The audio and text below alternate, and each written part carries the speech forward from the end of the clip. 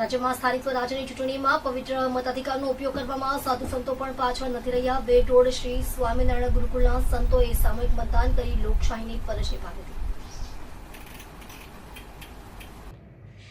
વેડ road Shri Swaminarayan ગુરુકુળ બુથમાં મતદાન કરનાર શ્રી પ્રભુ સ્વામીએ જણાવ્યું હતું કે જે દેશમાં આપણે રહીએ છીએ તેના પ્રશાસનિક મૂલ્યોને અનુસરવાની આપણી પવિત્ર ફરજ છે।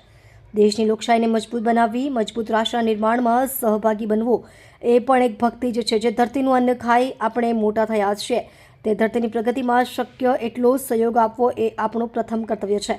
રાષ્ટ્રની પ્રગતિમાં અને સુરક્ષામાં જ આપણી અને ધર્મની પ્રગતિ અને સુરક્ષા છે। રાષ્ટ્રની પ્રગતિનું પ્રથમ શ્રેષ્ઠ પગલું યોગ્ય વ્યક્તિને મતદાન કરવું તે છે। શ્રી પ્રભુ સ્વામીએ કહ્યું કે જેમ જગતમાં અન્નદાન, ભૂમિદાન, ગૌદાન કે કન્યાદાનનો મહિમા છે તેથી પણ સવાયો મહિમા લોકશાહીમાં દેશહિતમાં મતદાન કરવાનો છે।